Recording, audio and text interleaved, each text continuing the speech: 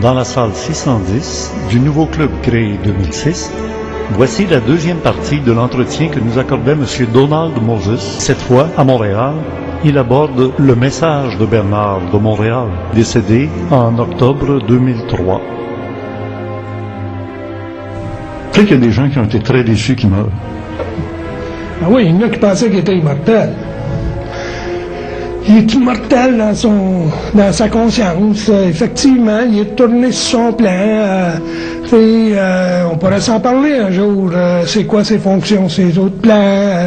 Qu'est-ce qu'il nous a parlé de ses fonctions, ses autres plans? Pourquoi il est venu ici? Oui, non, ça nous intéresse, ça. Tu n'as pas parlé à Québec, hein? Ben, tu m'as pas posé la question. Ben non, mais là, hein? Ce qu'il a dit à Québec, j'y répéterai pas les mêmes questions qu'il a répondu à Québec. Vous allez les avoir sur Internet, ses réponses. Puis ça n'a pas été toujours rose, hein? Il y a eu des moments durs, hein? Difficiles, hein? C'est une initiation.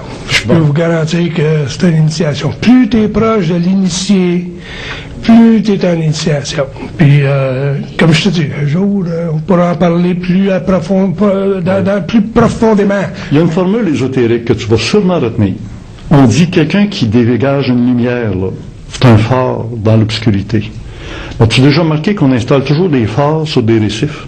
Approche-toi jamais trop proche d'un phare. Ça donne de la lumière, mais quand tu viens proche du phare, tu risques de t'accrocher sur les récifs. C'est intéressant, hein? Comme ça? Oui, c'est ça. Donc, maintenant, tu vas nous parler de qu'est-ce qu'il fait Bernard de l'autre bord. Tu me dis où ce qui est par rapport à son rôle, c'est ça qu'on n'a pas parlé à Québec. Bien, des choses que Bernard nous a dit, j'ai voyagé avec pendant des années. Fait que quand on arrivait dans un hôtel le soir, puis on avait fini notre job, puis on allait s'asseoir puis discuter, je pense qu'on parlait. Moi, j'étais curieux de ces choses-là, donc je posais des questions qui m'intéressaient. Donc, on avait des conversations très intéressantes. Pour lui, il me disait, t'es curieux, là, tu peux savoir ça, là, qu'est-ce que tu fais avec ça, là? Oui? Ben, juste ça, ça m'intéresse, puis on a du temps, là, tu sais, ouais. Fait que, on parlait, on rentrait, nous, au restaurant, après une conférence du dimanche après-midi, là, ça finissait vers 5h, 5h30. Oui. On rentrait dans le restaurant, là, puis on sortait le lendemain matin à 8h. Je vous le garantis. Ah ouais, il y a des gens qui disent oui, t'étais là, toi aussi, t'as vécu ça. Mais oui. Hey, le gérant du restaurant, il écoutait-tu lui aussi? Il devait se demander quelle gang de monde que c'est ça. Si on a acheté le restaurant pour ça. Ah bon, il n'y a pas rien de plus compliqué que ça. T'achètes le restaurant, merci. Oui, on appelait ça le Cénac. C'est parce qu'il y avait un petit appartement en arrière, puis on s'en allait là, puis je vous le dis, on passait 12 heures, 14 heures, 15 heures à parler. Imaginez-vous, là, tu sais, il faut avoir du matériel, là, parce que à un moment donné, là, tu coilles. Mais non, tu sortais de là, tu parlais comme si tu venais d'entrer, ben oui. Ça énergise, hein? Ça énergise. Évidemment, 1 heure après, là, tu sentais le poids de tout ça. Mais on avait des conversations extraordinaires. Tu connais bien l'anglais. La langue des oiseaux en anglais, c'est Inner Jesus. Inner Jesus. Inner Jesus. Ah ouais. Jesus inner. Ouais. Quand on a la connexion avec... Oui, madame? Quand on dit Bernard, il était initié, mais il était initié par qui? Ah, oui. La question de madame, c'est Bernard. On dit qu'il était initié d'abord à Québec. Je te vais demander la différence entre initié et maître. C'était-tu un maître, un gourou ou ben non, un initié? Non. Un initié, c'est une personne qui vient sur la planète avec un mandat spécifique. Autrement dit, il ne se réincarne pas, il s'incarne. Okay? Une réincarnation, c'est à partir parce que tu viens prendre une expérience ici. Hein? Parce que là, c'est lui qui amenait l'expérience. C'est lui qui amène l'expérience. Okay. C'est un initié. D'ailleurs, il y en a d'autres initiés qui ont venu sur la planète qui n'avaient pas le mandat d'instruire. Par exemple, des gens qui viennent ici sur la planète avec le mandat, par exemple, d'amener une information qui va faire en sorte que tu vas faire une découverte, là. Oui. C'est un initié. Hein? C'est un initié qui vient, puis amène une technologie quelconque, parce que ça fait en sorte que la planète évolue. Puis ça, c'est le support que nous envoient nos créateurs, si vous voulez. Là. Puis je dis pas ça péjorativement. Là. Ils viennent ici avec un mandat.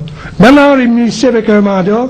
Son mandat sur la planète ici, c'était de refaire ou faire en sorte que les liens universels soient recréés entre l'homme planétaire et sa source cosmique. Ce qui existait avant, le péché originel, qu'on tout le monde connaît, hein, on a tout fait... Bon, c'était... Dans toutes les traditions ésotériques, là, à travers le monde, on parle de ça, une chute de l'esprit dans la matière, puis qu'un coup dans la matière, il se regarde lui-même, l'être spirituel dans la matière, puis il jouit de ça et il déconnecte avec en haut. Il se déconnecte parce qu'il veut être dans l'ego, il veut faire son trip, tout parce que la planète, comme je disais, la planète Terre, c'est une planète très, très, très belle. C'est la plus belle planète dans le cosmos. La planète a été créée ici avec les quatre, comment j'appelais ça, les quatre royaumes. Les quatre royaumes qui sont le royaume minéral, végétal, animal et l'homme. Hominal, on dit hominal. Hominal. Oui, oui, bon. Oui. Voilà. Donc, cette planète ici avait été créée pour que les êtres très, très, très avancés dans une hiérarchie quelconque viennent ici à vacances. C'était ça l'origine de la Terre. Pour terminer, là, parce que je ne veux pas perdre mon fil, l'initié avait le mandat, lui, de reconnecter les circuits universels, c'est-à-dire de faire en sorte qu'éventuellement l'homme retrouve la situation ou la condition qu'il y avait dans le paradis terrestre. C'est ça. C'est ça le mandat. C'était le mandat de Bernard de Montréal. Mais tu te souviens-tu qu'on disait que dans le paradis terrestre, l'être humain communiquait à Dieu directement avec les animaux? Il n'y avait pas d'animaux qui sautaient dessus pour le manger et tout ça. Alors, Donald, dis-nous ce que tu as découvert qui est génial, les 10% du cerveau qu'on utilise. Ouais, moi, en tout cas, Bernard m'a jamais dit ça. Moi, ça vient de moi, là, puis ça vaut ce que ça vaut, là. J'aime ça beaucoup. Moi, ce que j'en ai déduit, ma conclusion, c'est que l'homme utilise 10% de son cerveau. C'est ce que tout le monde dit. 10 ou 12, là, mais c'est... Bon. Maintenant, comme Richard, je vais prendre ta description de la tête. Richard me dit, si tu as de la place pour 100% dans ta tête, comment ça se fait? La fameuse formule scientifique qui dit « le besoin crée l'organe ». Donc, si tu as besoin d'aller fouiller en dessous des roches comme des oiseaux, tu te fais un bec, au lieu d'être pointu, tu fais comme une spatule, on appelle l'oiseau la spatule, il pousse les roches avec son bec. Donc, le besoin crée l'organe. Fait que si on a un organe gros comme ça, là, puis qu'on utilise rien que 10%, c'est pas logique. Tu peux pas avoir fait un gros cerveau si tu n'as pas déjà utilisé 100%. Mais maintenant, tu en utilises rien que 10, 12, 5, ça dépend des gens. Elle a dit 5. Non. Moi, je pense 12. Toi, peut-être 10. Non. Mais ça dépend de chacun, là. Il n'y a pas de thermomètre, nulle part, là. Et finalement, c'est qu'on ne peut pas utiliser notre cerveau à 100%. C'est ça. La conscience supramentale. Écoutez ça, là, c'est génial, ça vient de Donald Moses. Puis, je suis d'accord avec ça, je souscris à ça. La conscience supramentale nous donne l'occasion de, en reconnectant nos circuits universels avec les archives universelles, nous donne la possibilité au cerveau de s'utiliser à 100% parce que tu rentres dans une autre dimension. Tu es dans un autre. Le supramental, c'est une autre dimension. C'est pas juste une évolution spirituelle. C'est une autre dimension. Donc, tu as accès à toutes les technologies qui existent sur les autres planètes, qui existent. C'est dans le savoir direct. Tu es dans le savoir, il n'y a aucun secret. Tu as accès à tout le passé, tu as accès, tout est là. Maintenant, nous, on n'a pas accès à ça parce qu'on n'a pas la capacité d'aller dans ces sphères-là, ces plans-là. Mais à partir du moment que... C'est pour ça que tu posais une question à Bernard. De n'importe quoi. Ah oui, de n'importe quoi, effectivement, c'est vrai. Il y a des médecins qui posaient une question à Bernard sur comment opérer. Ils donnaient un cours aux médecins. Les médecins, ils étaient tous ébahis. Où t'as pris ça? Lui, il allait se connecter où il avait besoin de le faire, puis il sortait l'information qu'il avait besoin, il a rencontré des physiciens. Je vais vous dire une chose. À un moment donné, Bernard de Montréal était assis chez eux, puis il y avait un gars qui travaillait au gouvernement fédéral avec lui. Puis je sais qui, je pourrais vous le nommer, je vous le nomme pas, juste pour vérification. Fait qu'il dit au monsieur, il dit, écoute, il dit là, tu vas te tourner au bureau lundi, là, tu vas dire à tes boss, là, qu'il y a un sous-marin russe dans l'Atlantique, là, qui fait de l'espionnage du Canada. Fait que le gars, il a dit ça. Il rentre dans le golfe du Saint-Laurent. Il était là, je sais pas à quelle place physiquement, là, mais il était là. Fait que, effectivement, le gars était déjà son boss, ils ont fait la vérification, il était là. Et imaginez-vous que ce gars-là, il a-tu été talonné pour savoir qui t'a dit ça? Qui t'a dit ça? Évidemment, lui, il voulait pas parler, tu sais, puis Bernard a dit, faut pas que tu dises où ça vient. Parce que sans ça, il y aurait eu des hélicoptères de l'armée qui seraient passés au-dessus de chez eux régulièrement. Il voulait pas ça. Il voulait pas ça. Il serait même plus chez eux. Mais, juste donner une idée, là, que l'information, là, il l'avait. Fait que quand tu me demandes, penses-tu que c'est vrai que Bernard de Montréal avait comment je dirais donc, un oui ou un non sur ce qui se passe sur la planète? C'est possible. C'est possible. Je peux pas le dire, mais c'est possible. OK. Mais là, continue donc à nous parler de ce qui se passe à l'autre niveau. Il fait quoi, là? J'ai pas été encore. J'ai pas été non, mais ce que je veux dire, c'est qu'est-ce que Bernard allait dire? Tu nous as ouvert la porte tantôt en disant... Bernard a accepté un mandat. En retour, son mandat, en retour, c'est qu'il devenait en charge des Melchisédek. OK? Il est Melchisédek. Ses autres plans. Un Melchisédek, c'est comme le gouvernement invisible de l'univers local, qui comprend, tu regardes là, on se réfère à la cosmogonie d'Urantia, justement. C'est ça. Mais c'est là, pareil, ça existe. Ça, donc, tu as 100 planètes, là, c'est 1000 planètes, qui sont habitées ou non habitées. La planète Terre est le numéro 636 sur la forêt. Bon. Hein? 606. 606? Ouais. Bon, whatever. Je ne sais pas 666. Ouais. Bon, fait que lui est un Melchisédek et en retour de son mandat sur la terre, il a demandé d'être en charge des Melchisédek. Bon. Ah oui, OK, c'est comme sa récompense, ça paye pour être venu ici. C'est pas une récompense, c'est toujours un échange. Okay. Dans ces plans-là, c'est toujours un échange. C'est pour ça que il n'y a pas de guerre, tout le monde est content, tout le monde vit heureux, tout le monde a une job à faire, tout le monde fait leur job, puis that's it. Puis c'est comme le paradis terrestre, effectivement. Il faut savoir que dans la Bible, Melchisédek est connu, c'est celui qui a initié Abraham à faire la dernière scène, ceci est mon corps, ceci est mon sang. Ça vient de Melchisédek. Puis Melchisédek, Tzedek, ça veut dire en hébreu Jupiter. Jupiter qui est devenu Zeus, qui est devenu le Dieu, le Père. Puis Melchi, comme Melchior, Balthazar, tu sais, ça veut dire le sage de Jupiter. Et les êtres ascensionnés qui sont extrêmement conscients, extrêmement puissants, c'est eux qui ont la fonction de guider des humanités. Puis ils ont guidé Abraham. Puis Abraham, on sait, c'est le père de la religion juive. Après ça, tu as eu Jésus, qui était le père de la religion chrétienne.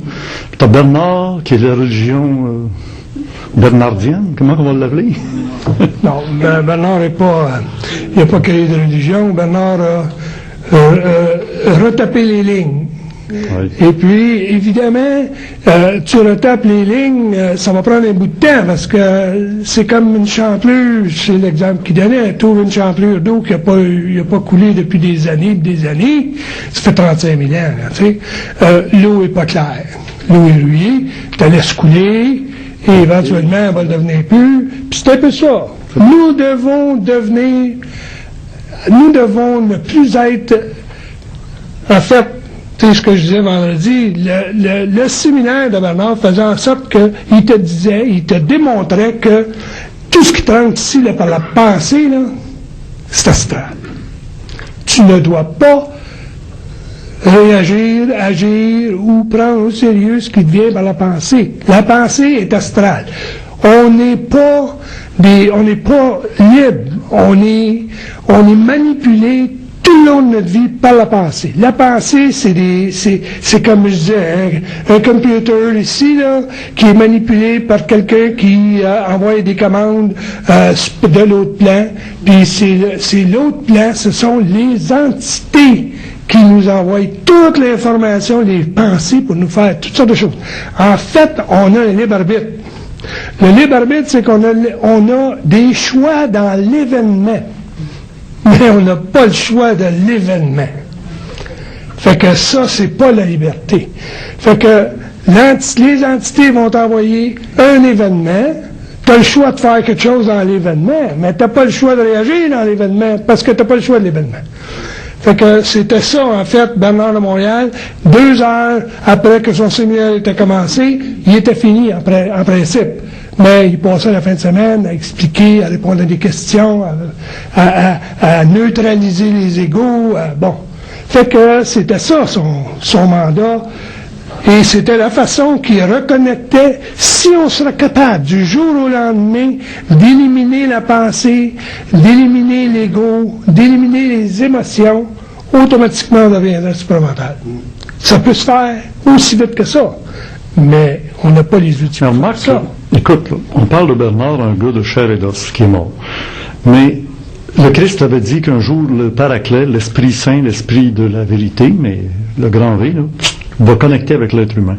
Je me demande si Bernard avec le supramental, Aurobindo avec un autre chemin de supramental. Bernard, c'est le supramental de la tête. Aurobindo, c'est le supramental du cœur, le mental du cœur qu'on appelle. Puis il y en avait d'autres avec les mentales de l'animal, l'instinct. Le supramental à différents niveaux. C'est une connexion directe avec l'esprit. Donc, c'est ça la descente de l'esprit. Oui. La descente de l'Esprit Saint du Paraclet, c'est ça, là? Oui, effectivement, c'est ça. Ce que la petite affaire rouge qui était au-dessus des apôtres, là, puis tu sais, là, ils ont su les langues de feu, là, puis tout ça, là, c'est qu'ils ont su, eux autres, une certaine partie de cette connexion-là pour faire leur job. Ben, mais là, tu sais, t'appelais ça le cénacle au restaurant à Longueuil, hein? Bon. Là, je te regarde Moïse, qui sort le peuple de la servitude de la matière et de l'intellect et de la pensée pour l'amener dans la terre promise. Tu sais que Moïse n'a pas atteint la terre promise. Hein? Je sais. C'est ça mon problème. Faire tout ce job-là pour pas rentrer dans le paradis, là, Christy. Ouais, mais regarde, les Juifs, ils l'ont eu, la terre promise. Y a-tu quelqu'un qui va aller vivre là-bas, là? Ils se tirent des roches puis ils sont dans le désert. Ils essayent de faire fleurir le désert. C'est beau, merveilleux. Sauf que Moses, là, il a été bien Moses, ils sont venus le chercher, ils l'ont emmené en haut. Tellement que, plus tard, quand Jésus est monté sur le mont Tabor pour la transfiguration, il a revu là Élie et Moïse. Moïse est encore vivant, puis Élie est encore vivant. Fait que ce qui t'attend, c'est peut-être ça. Ouais. Éventuellement, on va partir du site, c'est sûr, hein? Tout le monde part du site, hein? Évidemment. Ouais. Mais je vous regarde aller, toi, Yolande, puis il y avait des femmes autour de Jésus, puis on les a cachées. Regarde, on la cache, elle, là. Elle ne veut pas parler en public, elle ne veut pas être devant la caméra, elle ne veut pas répondre aux questions. C'est peut-être pas parce qu'on a caché les femmes misogynement, c'est parce que les femmes, ils n'ont pas le rôle d'être en avant. Simplement. Oui, pas tout le monde, ça. Mais toi, là, oui. Les femmes ont un rôle occulte. C'est ça, oui, c'est ça. Avec l'homme. Tu sais, tout le monde les dit, tu sais, derrière tout grand homme, il y a une grande femme. Puis, les Amérindiens, ils poussent encore plus loin, ils disent, derrière tout grand homme, il y a une femme qui, pas pour le suivre, pour le pousser dans le dos. Ouais. Ouais, c'est bon, hein? Et autour de Bernard qui est parti, je regarde des gens comme toi et d'autres, là, j'ai l'impression que ça me fait penser vraiment au départ du Christ, là, puis que là, il y a des apôtres qui se réunissent au Cénacle, puis qu'ils parlent de lui, puis qu'à un moment donné, il va sortir des évangiles selon Donald, selon un autre. Pourquoi pas? Hein, tu penses, c'est aussi, hein? Change venir ça comme ça, là. Puis oublie pas, si lui s'appelle Donald Moses, il y en a un autre qui s'appelle Pierre, qui a très bien connu, qui a vécu, qui a été très très proche de Bernard et de Jésus. Il y avait Moïse, là, qui était toujours vivant, qui était revenu à la transfiguration. Il y avait un Pierre qui avait des clés. C'est lui le Pierre, hein, peut-être? Moi, j'aime pas faire de parallèle comme ça, là. Non, je sais, ils ont toute peur qu'il passe pour une secte, ben non. Ben, c'est ça, là, tu sais, à un moment donné, là, les gens vont dire, ben là, pour qu'ils se prennent, là, tu sais. Mais c'est pas, moi, là, c'est pas ça qui m'intéresse. Ça m'intéresse pas d'être, Moses, que si tu veux, je l'ai eu au moment où je suis né, mais j'ai pas eu de contrôle là-dessus. Mais, c'est mon nom, effectivement. Mais, non, moi, ce qui m'intéresse, là, c'est de faire en sorte que les gens puissent profiter dans leur vie, maintenant, de certains concepts de la conscience supramentale qui va les aider. Mais il y a un prix à payer. Quand je dis qu'il y a un prix à payer, évidemment, là, quand tu commences à faire une démarche dans le supramental, il y a le fait que ça accélère ton expérience. Ça accélère ton expérience parce que plus tu avances, plus tu vois des choses, plus il y a de l'ouverture sur toutes sortes de choses. À ce moment-là, ben, le temps là, devient là, un facteur important parce que on dirait que tu vas aller plus vite puis tu veux faire des choses plus vite, ta vision est plus grande, donc, tu sais, fait que ça te fait faire des erreurs, parce que c'est pas le supplémentaire qui fait ça, là. C'est toi, ton ego qui veut aller plus vite que le Là, temps. Donald, il y a une chose dont on s'est parlé. Ça n'a pas toujours été rose d'être autour de Bernard, puis même dans la vie de Bernard, il a lancé des projets qui ont planté. Et là, tu m'as dit, écoute, quand tu t'attaques à l'astral, Ah. je t'ouvre la porte, continue. Ouais, effectivement, parce que le supramental, ça fait en sorte que tu te détaches de l'astral. Si tu te détaches du mode de pensée, tu ignores tes pensées, éventuellement, en ignorant tes pensées, les entités qui te filent l'information, ben là, ils vont dire, on paye plus mon temps, je vais aller en chercher un autre, il y en a des tas qui sont disponibles. Je vais le laisser faire. Mais au fur et à mesure que tu avances, puis laisse faire, puis laisse Tu faire. même te fait des ennemis dans l'astral. Ah, Et dans ah. l'astral, c'est fort. Moi, je vous dis, par expérience, je l'ai. Tu sais, quand tu joues à un sport où tu fais des choses, frapper zéro, avoir zéro de résultat, c'est pas possible. Parce qu'il y a des probabilités qui font que, à un moment donné, il y a des choses qui arrivent. Donald me comptait des affaires, des investissements, des projets. Tout était réglé, signé. Il revient en avion, il est sûr. C'est fini, c'est réglé, c'est booké, on a rencontré les autorités. Quand il descend à Montréal de l'avion, il apprend qu'il y avait une révolution dans le pays où ce qu'il avait investi. Fait que ça venait de tomber à l'eau. Tu sais, une chance sur 1 million que ça arrive là, dans le lendemain ou dans la journée où ce que... Bon. C'est curieux cette affaire-là. Bernard, là, qui est gérant de la planète, là, il gérançait ça là, pour avoir toujours des problèmes, avoir toujours des problèmes dans la matière avec le monde. C'était pas Bernard qui faisait ça. Bernard nous donnait toujours, comment je dirais, l'énergie pour qu'on se crée des problèmes. Comprends-tu? C'était un visionnaire, donc il pouvait te lancer des visions, il discutait toutes sortes de choses. Puis finalement, ben nous, on disait, ben, tu sais, à un moment donné, Bernard m'a dit, à un moment donné, on va avoir un bureau, là, puis on va avoir 150 téléphones, là, tu sais, ça va sonner, puis on va avoir 100 compagnies, puis, tu sais, comprends-tu? Fait que, tu sais, quand t'es un petit peu, je dirais, là, impressionnable, un petit peu, puis beaucoup impressionnable, ben là, tu te dis, Colin, tu sais, lui est plugué, il sait ce qui se passe, on va embarquer, on a créé des entreprises, on a fait tout ça. Bernard, c'est un initié. Un initié, comme tu disais tout à l'heure, il y a un phare, il y a des écueils, puis ils sont toujours là. Fait que on s'est enfargé. C'est pas lui, c'est nous.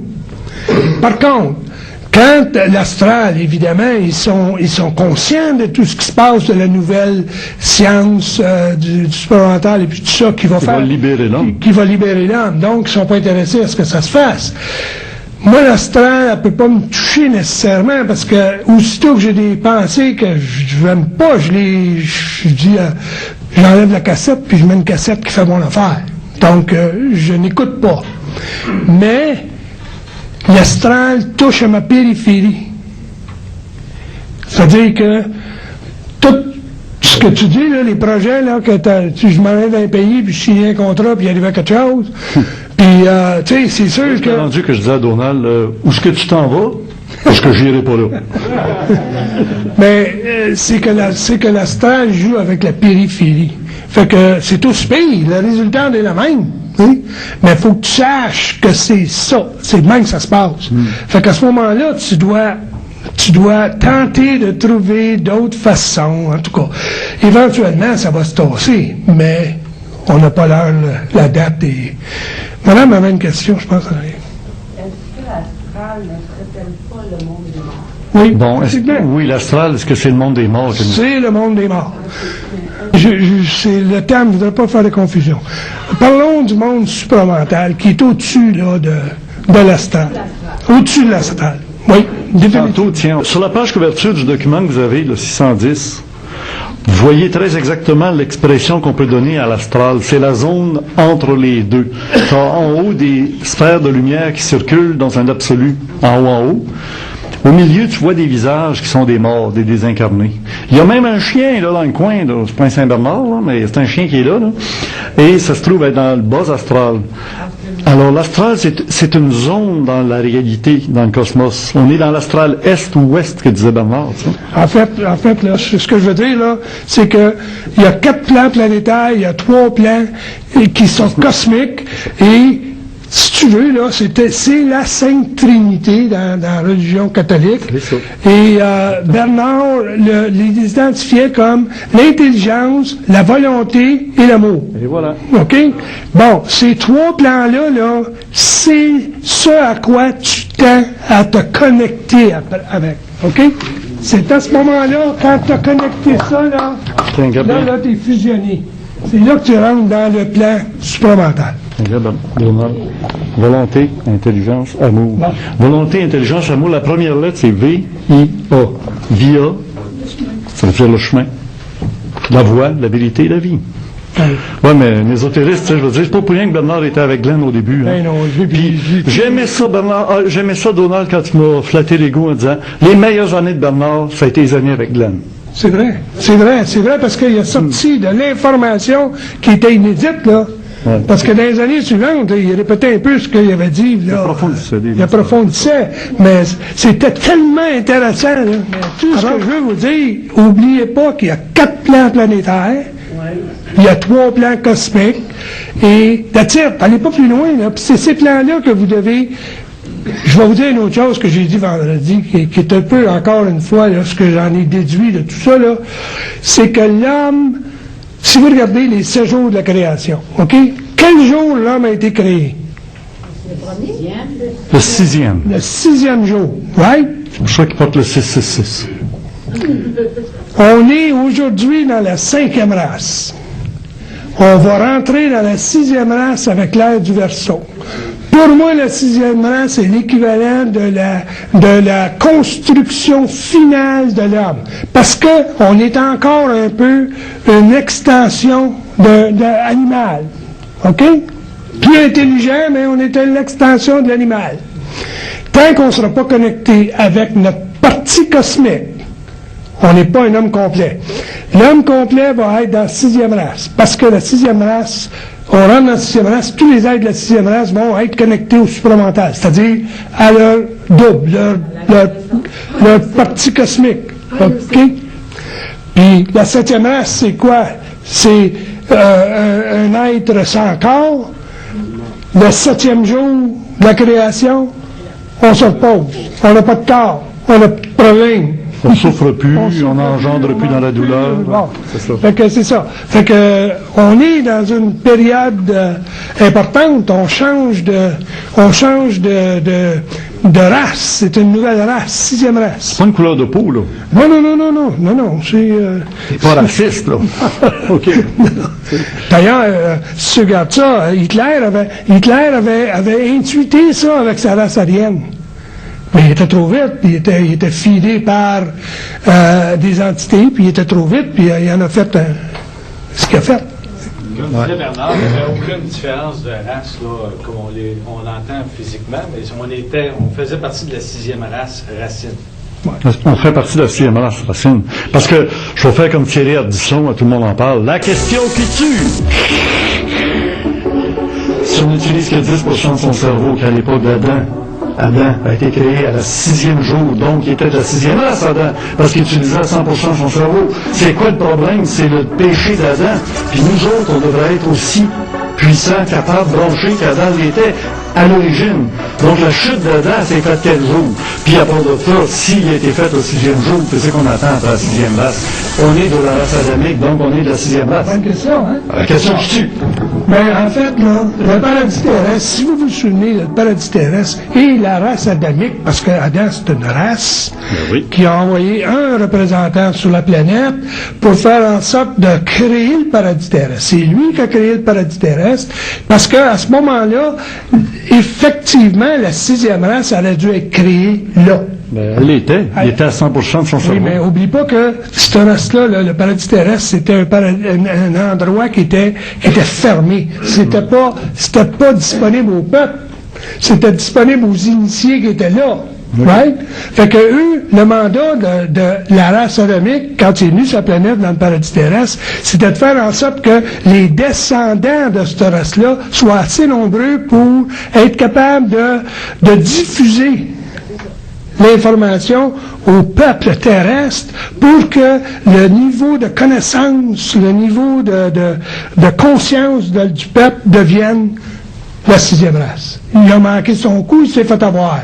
Parce que, puis ça c'est écrit dans le livre ici, vous regarderez ça, c'est pour ça que je le sais. Ça, tu es d'accord que ce livre-là dont tu parles, c'est le dialogue avec l'invisible, ça continue. Tout est là. Tout est là, le blueprint pour devenir supramental est là. Fait que, et là, parce que je veux pas être tué par ta question, je veux juste finir. Oui. OK? Fait que c'est tout clair, ça, que le paradis terrestre est un endroit très, très, très, très, très isolé et que la race adamique a manqué son coup parce qu'ils ont été... Puis la raison qu'il a manqué son coup, c'est à cause des entités, c'est à cause de l'astral. Les farces ont sous-estimé l'astral. Et ça a fait que l'astral a réussi à faire sauter le plan du paradis terrestre. Et là, ils ont intéressé les êtres planétaires avec toutes sortes de choses qui a fait qu'ils ont choisi la connaissance au lieu de percevoir, c'est-à-dire de poursuivre l'arbre de vie. Je mets ça dans la petite... c'est ça. C'est quoi l'arbre de vie? C'était la connexion avec le cosmos. L'arbre de vie, c'était l'arbre de l'accès à toutes les plans, puis... La connexion avec la scène cosmique. C'est ça. Il n'y a pas 2 arbres? Oui, il y avait connaissance. L'arbre de la connaissance, c'est l'arbre d'astral. Moi, une chose, Donald, il y avait 2 arbres au centre du paradis. L'arbre de la science du bien et du mal, puis l'arbre de vie. Comment tu peux mettre 2 arbres dans un centre? Ouais. Mais en fait, là, tu sais, c'est bien symbolique, tout ça, là, tu sais... J'aime ça t'entendre dire ça. Parce qu'écoute, Caïn et Abel, c'est le cerveau droit, le cerveau gauche. Le cerveau gauche, rationnel, a tué le cerveau droit. L'intuition, le côté spirituel. L'arbre de vie, c'est la montée de la Kundalini. Les 2 arbres au centre, c'est Lida et Pingala. C'est la montée de la Kundalini. Et si tu le regardes d'en haut, tu descends dans l'arbre de vie qui vient toucher la terre, et si tu pars d'en bas, tu pars par la science de la connaissance du bien et du mal. C'est tout dans le centre. C'est rien de quel bord tu vas dans l'arbre de vie. Tu l'appelles d'une manière dans un sens, puis tu l'appelles d'une autre manière si tu vas dans l'autre sens. Mais c'est la même chose dont on parle. Et tout ça, il faut les prendre à un autre niveau. C'est plus que du supramental ou du surmental, c'est de l'ésotérisme traditionnel. Oui, parce que effectivement, parce que l'ésotérisme, les religions, tout ça, c'est basé sur des faits. C'est basé sur des choses... Et on a expliqué des petites Blanche-Neige et les 7 nains pour les 7 chakras, puis etc. C'est parce que dans ce temps-là, les gens n'avaient peut-être pas la capacité de comprendre toutes ces choses-là. Donc, c'était parler en parabole. Vous savez, le Nazaréen l'a dit. On parle en parabole parce que les gens ne comprennent pas nécessairement. Mais aujourd'hui, on n'est plus nécessairement obligé de parler en parabole. Hein? On comprend beaucoup plus. Fait qu'aujourd'hui, là, c'est tout... Il n'y a pas grand-chose qui ne sont pas explicables si on ne se donne pas la peine. Les Raéliens sont forts là-dessus. Ils ont tout interprété tout ça, puis ils expliquent tous les Elohim qui sont dans ça. Ouais, mais c'est ça. Mais c'est ça, moi, ce que je trouve étrange, c'est que Bernard a laissé des livres, pas beaucoup. Il y avait plusieurs autres livres de prévus, d'ailleurs. D'abord, on va faire une mise au point qu'on s'était promis de faire ici à Montréal. Le livre La Genèse du réel. C'est-tu Bernard qui l'a écrit ou c'est M. Filion qui l'a écrit? Parce qu'au lancement du livre au plateau, Bernard, il dit, j'ai laissé le matériel, c'est Filion qui s'en est occupé, il a mis ça en ordre pour que ça ait du sens, parce qu'il dit, moi, je parle, je suis pas un gars qui écrit. Ouais, ça c'est vrai. Mais l'écriture a été faite par Bernard. Il a écrit son livre, son document, il est disponible, il était disponible. Fait qu'il a écrit son livre, il l'a donné à Filion. Entre Filion et l'écriture de Bernard, c'est ma femme qui l'a tout tapé. C'est ça. Elle a travaillé des heures, puis des semaines, puis des mois à taper ça parce que elle tapait un bout, puis tu lui donnais à Bernard, puis il enlevait ça, puis il corrigeait ça, puis elle recommençait. Puis finalement, quand tout a été fait, là, comment est-ce que le manuscrit était prêt, là, il l'a donné à Filion, qui était un éditeur, puis il a dit à Filion, ben, raffine-moi ça, là, tu sais, mets-moi ça, là, beau, là, puis... Comme tous les écrivains font, d'ailleurs. Puis, as-tu lu La Genèse du réel? Non, j'ai toujours dit à Bernard que La Genèse du réel, c'était le meilleur somnifère que j'ai trouvé. Puis j'ai dit, j'ai jamais réussi à passer au travers de la table de matière. C'est intéressant. Parce que c'est un livre de référence. C'est pas un livre à lire. Si réellement vous êtes dans une période là que c'est difficile, tu prends un livre, tu l'ouvres, puis je vous garantis que vous allez trouver votre réponse. C'est ça aussi. Tu fais une réflexion, une recherche, puis là, tu te poses une question. On va en faire une expérience juste pour voir. Moi, je me pose la question, comment se fait qu'il y avait tant d'automobiles sur le pont Jacques-Cartier aujourd'hui qui s'en allaient à la ronde?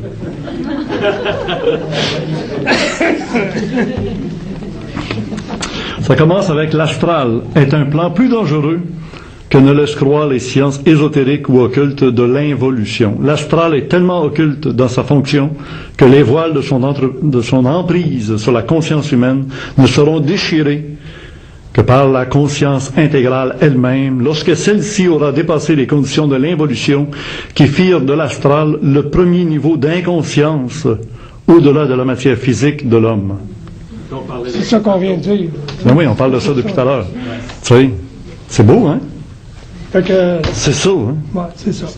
Merci, Yolande. Ça a l'air. Qu'est-ce que t'as fait? Qu'est-ce que t'as fait, Donald? Non, il paraît que c'est de famille. Non, C'est c'est comme... famille, mon père parlait de la même façon. Mon frère, vous allez parler à mon frère au téléphone, puis vous savez pas qui se parle. Ben, quand t'es gérant d'artiste, c'est comme ça, hein? Regarde, René Angélil. Hein, Céline? Ben oui. Ah, ben écoute, Donald, moi je suis content, mais je sais qu'on n'a plus de temps aujourd'hui, dimanche. Là, on a fait un petit tour d'horizon rapide. On a pris pas mal de temps. Puis oui, plus que prévu même.